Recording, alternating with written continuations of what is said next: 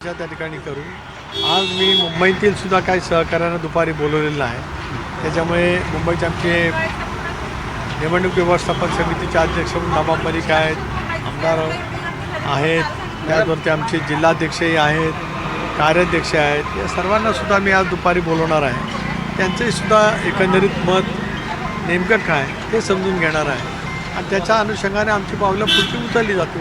अध्यक्ष म्हणून आपण ही भूमिका मांडत आहात. याच्या आधी आपले प्रवक्ते सूरज चव्हाण यांनी सुद्धा अशाच पद्धतीची भूमिका मांडलेली होती आणि दादांनी देखील त्यांच्या भूमिकेला दुजोरा दिल्याचं पाहायला मिळालं होतं. मात्र ती एक भूमिका आल्यानंतर सुद्धा भाजपच्या काही नेत्यांकडून वारंवार जे ते नवाब मलिक यांच्या नावाला विरोध नाही. आपण माझी भूमिका ऐकली नाही. शेवटी निवडणुकी पक्षाच्या नेतृत्वाखालीच लढवली जात असते. त्याच्यामुळे आपण गल्लत करतात.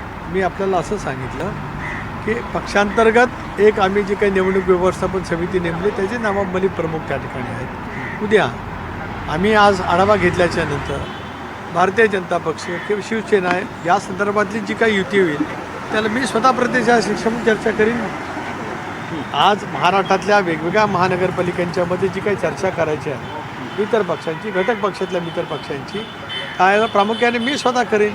प्रफुल्लभाई आवश्यकता असतील त्यावेळेला ते करतील, दादा आवश्यकता असतील त्यावेळेला दादांची, ज्या वेळेला त्यांच्या प्रक्रियेतल्या सहभागाची ज्याला गरज लागेल त्याला जरूर, कारण दादा आमचे राष्ट्रीय अध्यक्ष आहेत, त्यावेळेला आम्ही ती चर्चा त्या ठिकाणी करू. आणि शेवटी सौहार्दाच्या वातावरणामध्ये चर्चा पुढे नेणं अत्यंत आवश्यकच आहे.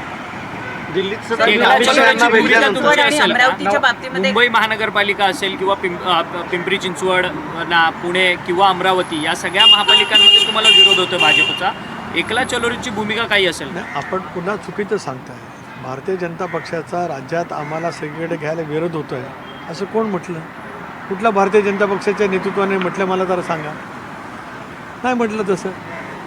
त्यामुळे जे नाही म्हटलं नाही सरळ म्हणतात की पुणे पिंपरीमध्ये आम्ही राष्ट्रवादी दोन गोष्टी त्यांनी सांगितलेल्या आहेत. एकंदरीत 27 महापालिकेच्या निवडणुका आहेत. पुणे आणि पिंपरी चिंचवड म्हणजे अख्खे राज्य नाही.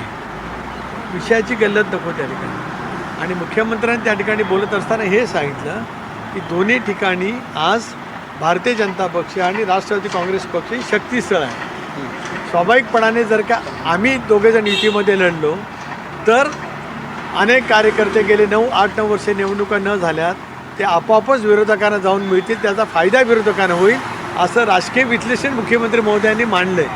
ही वस्तुस्थिती खरी आहे. मी स्वतः ते पाहिले. याचा अर्थ राष्ट्रवादीला विरोध असं त्याचा अर्थ होत नाही. राज्यामध्ये अनेक ठिकाणी सुद्धा आपण जे म्हणतात त्याप्रमाणे भारतीय जनता पक्षाने पुढे त्या ठिकाणी विरोध केलेला नाही. मी आणि प्रफुल्लभाई आमची अमितभाईंची भेट त्या ठिकाणी झाली, अतिशय झाली. काल माननीय मुख्यमंत्री महोदयांच्या जवळसुद्धा चर्चा मी आणि दादा आम्ही त्या ठिकाणी सखोलपणाने केलेली आहे. आज आणि उद्या मी त्या संदर्भातला आढावा घेणार आहे आणि कशा पद्धतीने आपल्याला युती करता येईल त्या दृष्टीकोनातून आमची आता पावलं उचलली गेलेली आहेत आणि त्या दृष्टीकोनातून आता आम्ही पुढे जाणार आहोत. आजच्या बैठकीमध्ये कोकाटेंबद्दल काही चर्चा झाली का? चिंचवड, अमरावती या ठिकाणी इतर कोणते पक्ष आहेत ज्यांच्या संपर्कात तुम्ही आहात किंवा त्यांच्याबरोबर राष्ट्रवादी शरदचंद्र पवार पक्षाला तुमच्याकडनं काही प्रस्ताव जाणार आहे किंवा त्यांच्याकडनं तुम्हाला काही प्रस्ताव आलेले आहेत या 3-4 महानगरपालिकांच्या संदर्भात? माझ्याकडे या संदर्भात कुठलीही माहिती नाही का तशापैकी प्रस्ताव आल्याचं ऐकिवात नाही. त्या ठिकाणच्या परिस्थितीवरती पहिल्यांदा महायुतीला प्राधान्य राहील आणि ते झाल्याच्या नंतर मग काही समीकरणं होतात वेगवेगळ्या ठिकाणी ते आपल्याला पाहायला मिळेल.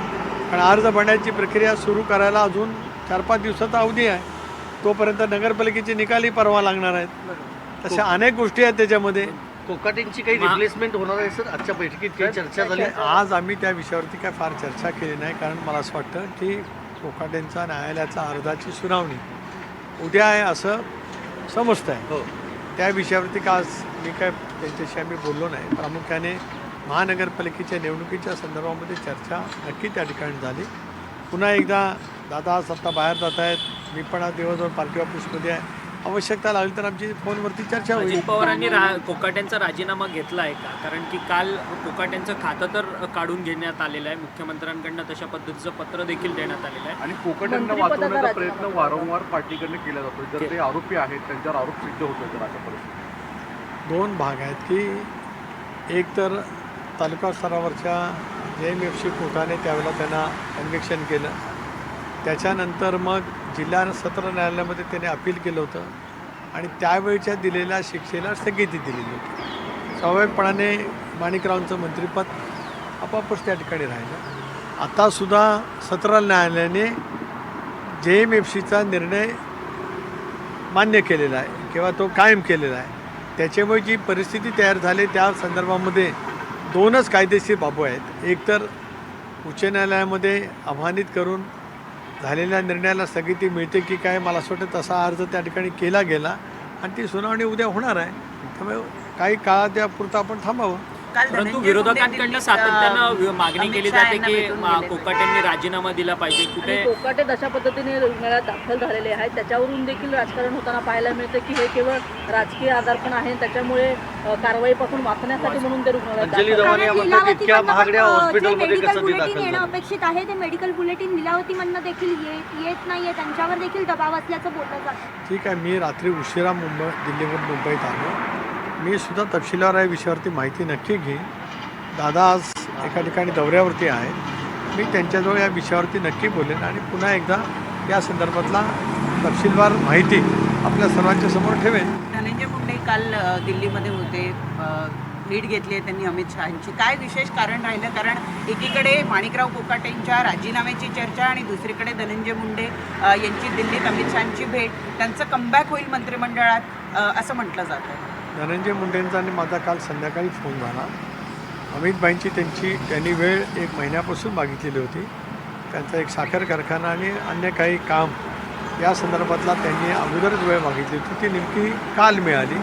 त्याच्यामुळे माणिकरांच्या बाबतीमध्ये कन्व्हिक्शनचा निर्णय परवा आणि काल भेट हा निवड योगायोग आहे. यापेक्षा त्याच्यामध्ये काय आहे असं मी काय त्या ठिकाणी मानत नाही.